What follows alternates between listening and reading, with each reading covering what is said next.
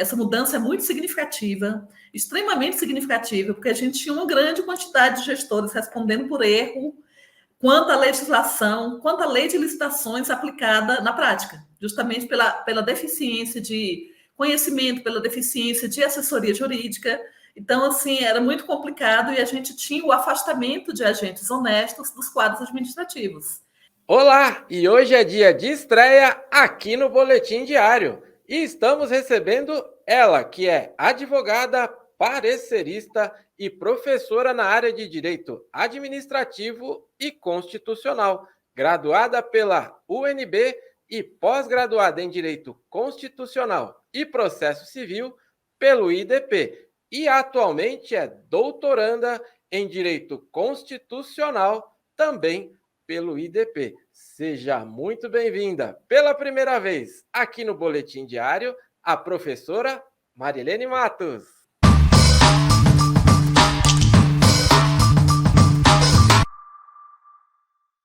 Estou entrando aqui no meio deste vídeo para falar com você que é aí da região de Porto Alegre. Dia 11/8 estaremos aí com um evento gratuito falando sobre a nova lei de licitações. Será um prazer recebê-los em nosso evento e conhecer tudo o que a Forset oferece para você. Então não perca, dia 11/8, as inscrições você pode fazer aqui embaixo. Olá, Ricardo. Olá, pessoal que nos estão acompanhando. Eu estou muito feliz com esse convite. Ando trabalhando bastante com o tema de licitações públicas. É um assunto que tem mexido com a comunidade jurídica. E o ano de 2021, ele foi um ano que trouxe duas leis de extrema importância, tanto para a gestão pública quanto para o mercado fornecedor do Estado, que foram justamente a nova lei de licitações e as alterações profundas que ocorreram na lei de improbidade administrativa, que impactam profundamente também a sistemática das licitações públicas. Então, é sobre isso que a gente vai falar hoje. Tudo bom, Ricardo? Tudo bem, professor. A minha canequinha já está aqui, aproveitar para agradecer de novo a Forset. Que alegria! E que alegria saber que agora essa caneca está aí em suas mãos também. Professor, é um prazer realmente trazê-la aqui. Eu sei o quanto a sua agenda é difícil com um currículo desse. Professor, é um prazer recebê-la e, claro, principalmente pela proposta do seu tema aí, né? Tão importante aí para toda a comunidade e, claro, para os licitantes que nos acompanham e os gestores também, que têm crescido cada vez mais aqui a audiência, e eu só posso agradecer por isso. Então, professora, vamos lá. O tema e o espaço é todo seu. Nós vamos falar aí sobre a improbidade administrativa na nova lei de licitações. Por favor, o espaço é todo seu, doutora. Vamos lá, são dois assuntos que eu tenho verdadeira paixão, né? Tanto licitações quanto improbidade administrativa. E qual é a relação, então, sobre desses dois assuntos? Que relação tem a legislação de improbidade administrativa com a legislação de licitações? E aí eu falo aqui para você que está nos acompanhando que a ligação é enorme, é brutal. Por quê? Porque a improbidade administrativa é a atuação do gestor contrária ao interesse público, é a atuação do gestor que quer se locupletar, é a atuação do gestor que é desonesto. Então, uma das grandes portas para a desonestidade atuar é justamente mediante as contratações públicas. Porque, mediante as contratações públicas, o gestor consegue desviar o patrimônio que deveria ir para o interesse coletivo em prol particular, do interesse particular dele, né? Então, a gente precisa entender como que as alterações nessas duas legislações que ocorreram em 2021, elas se impactam mutuamente, tá? Vamos entender, então, gente, o que é a improbidade administrativa, né? Vista, então, como uma imoralidade, como uma atuação do gestor que é desonesto.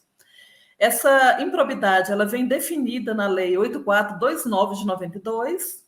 Essa lei, ela foi aprovada num contexto em que havia uma revolta muito grande da população. Infelizmente, parece que isso não mudou muito, né?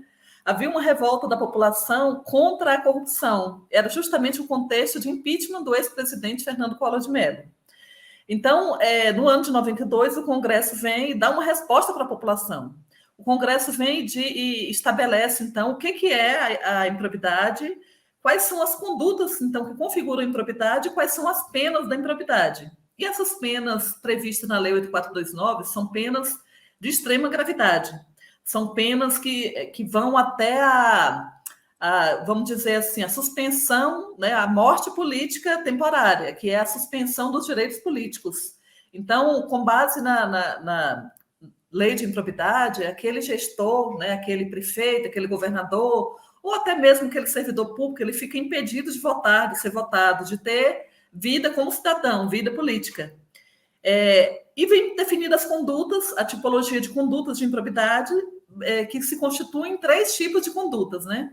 Então, é a improbidade que acarreta enriquecimento ilícito, a improbidade que acarreta lesão ao erário e a improbidade que importa em atentado aos princípios da administração pública, certo?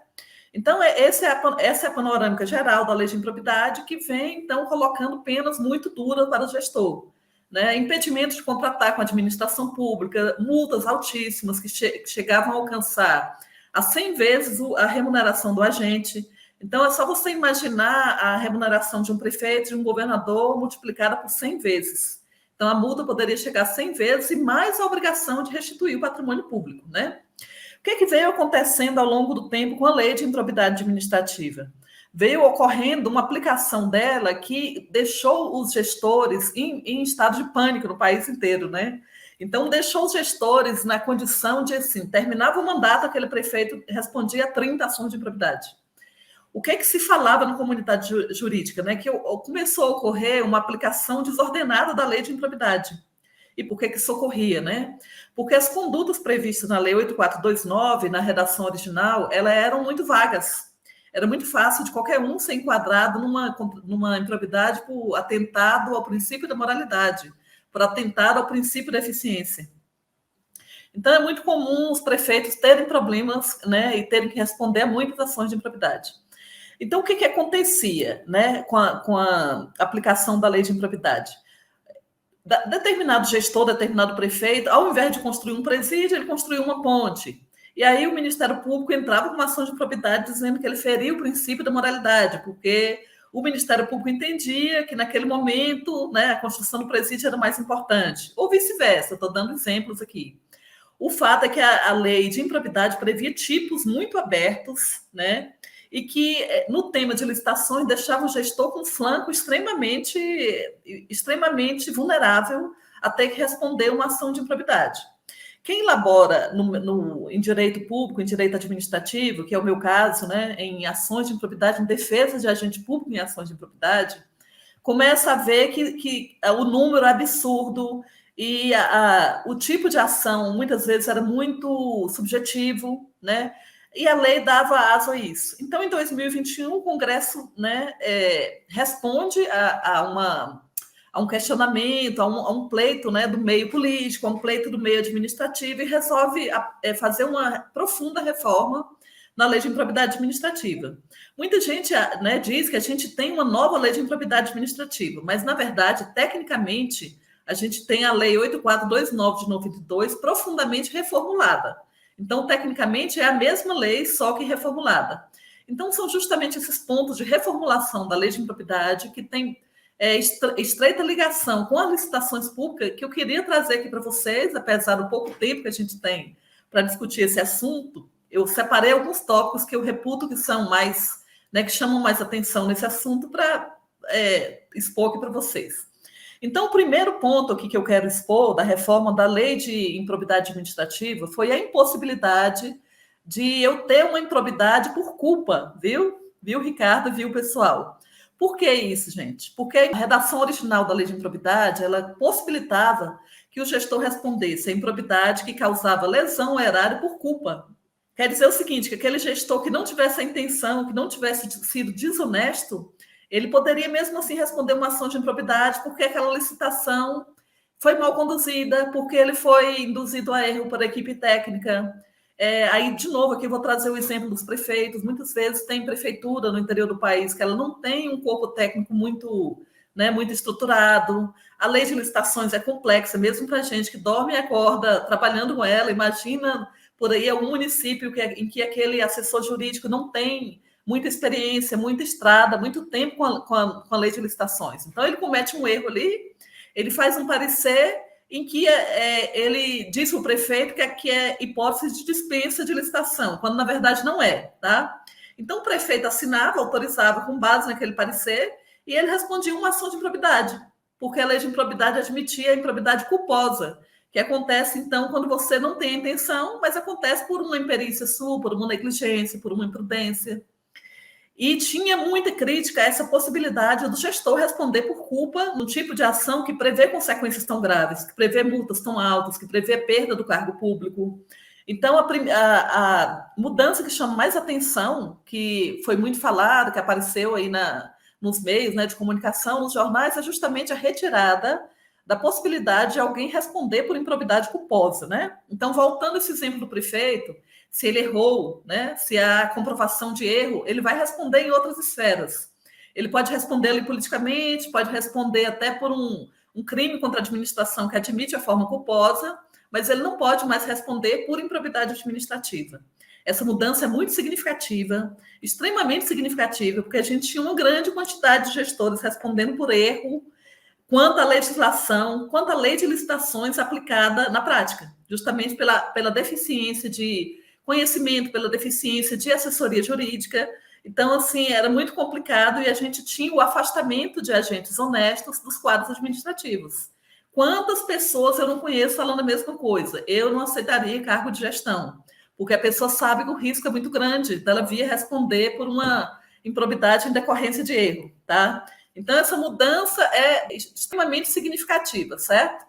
Aí a gente tem outras mudanças aqui, outras alterações que eu separei, outros tópicos, dessa influência, né, na lei de improbidade nas licitações. Então, a segunda é a necessidade de efetiva comprovação de participação dos diretores de pessoa jurídica. Então, o que essa mudança impacta? A lei de improbidade original, antes das alterações, ela permitia, então, né, sempre se permitiu que a pessoa jurídica respondesse pela improbidade administrativa, não apenas a pessoa física. Só que o que acontecia? Muitas vezes o diretor, o gerente, o cotista, ele não tinha participação direta no ato de improbidade, né? Muitas vezes um dos sócios participou, né? Tinha comprovação efetiva no ato de improbidade, na licitação, mas não aquele gerente, ou aquele diretor, ou aquele sócio cotista. Então, o que diz a nova lei, a alteração da lei de improbidade? Ela diz o seguinte, que agora eu preciso da efetiva comprovação de participação na conduta ímproba, né, desses agentes aqui, dos sócios, dos cotistas e dos colaboradores de pessoa jurídica. Então, sem essa comprovação de efetiva participação, eu não posso responsabilizar esses agentes da pessoa jurídica na improbidade administrativa. Então, uma alteração bem interessante também, bastante relevante, né? Vamos ver outra aqui também. O que acontecia, pessoal, antes dessas alterações, né? O que acontecia? A pessoa jurídica, ela pode responder por improbidade administrativa, segundo já tinha decidido a jurisprudência, né? A pessoa jurídica responde por improbidade administrativa, além da pessoa física. Só que a gente tem uma outra lei que tipifica essas condutas de forma muito similar, que é a lei anticorrupção, né? Quando você vai ler a lei anticorrupção e a lei de improbidade administrativa, as condutas ali relativas a desvios em licitação, elas são extremamente similares, muito parecidas. E aí, na prática, o que a gente tinha? Uma pessoa jurídica respondendo, muitas vezes, em duas esferas pela mesma conduta. Então, por uma fraude à licitação, a pessoa jurídica respondia, era sancionada com base na lei de improbidade e era sancionada com base na lei anticorrupção. Então, a gente tem essa alteração que diz o seguinte: a partir de agora, se aquela pessoa jurídica já respondeu por aquela mesma conduta, com base na lei anticorrupção, ela não responde mais, ela não é sancionada com base na lei de improbidade administrativa. A gente não pode sancionar a mesma conduta duas vezes, tá? Tudo bem que a conduta é grave, mas uma vez é o princípio do ne bis in idem do direito sancionador, tá? Então, é uma modificação também bastante interessante. E aí eu tenho um terceiro ponto também aqui de alteração da lei de improbidade que vai interferir diretamente na sistemática das licitações. É a exclusão do dano presumido em decorrência de legalidade nas contratações públicas. O que isso quer dizer? Quer dizer o seguinte: antes das alterações, se houvesse uma fraude em uma licitação, por exemplo, se descobria que determinada licitação foi fraudada e que determinado licitante, né, veio a ser o vencedor, mas a licitação teve ali uma fraude ao caráter competitivo.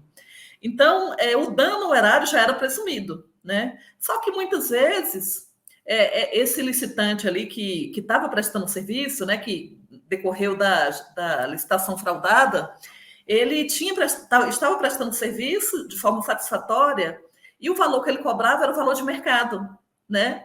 Então, não há que se falar aqui em dano presumido. E a jurisprudência admitia esse dano presumido, dizia assim, não, se teve uma fraude à licitação, o dano ao erário não precisa ser comprovado, é presumido já. A nova lei fala o seguinte, não existe hipótese de dano presumido, tá? Para eu ter uma improbidade administrativa, eu tenho que comprovar que realmente houve um dano ao erário. Não basta, então, uma fraude à licitação. Eu tenho que comprovar que aquela licitação, além de ser fraudada, ou o serviço não foi prestado, ou o valor cobrado do Estado foi um valor superior ao que o mercado paga, para eu ter improbidade administrativa. Aí meus alunos falam assim, professor, então a licitação fraudada não tem mais nenhum tipo de efeito? Né? Claro que tem, ela continua sendo crime, ela continua sendo apenada perante o Tribunal de Contas, perante as esferas controladoras. Ela deixa de ser considerada improbidade administrativa, apenas uma das esferas, certo? Mas se você conseguir provar que o dano ocorreu, o dano ao erário ocorreu, então você continua tendo a improbidade administrativa do mesmo jeito, tá? Pela fraude na licitação. Entrei aqui no meio desta aula, eu quase falei em entrevista, pois nós temos aqui um tempo pré-determinado, mas um conteúdo como esse merece 2 vídeos, e assim nós fizemos. Então não deixe de acompanhar amanhã a continuação desta aula da professora Marilene Matos.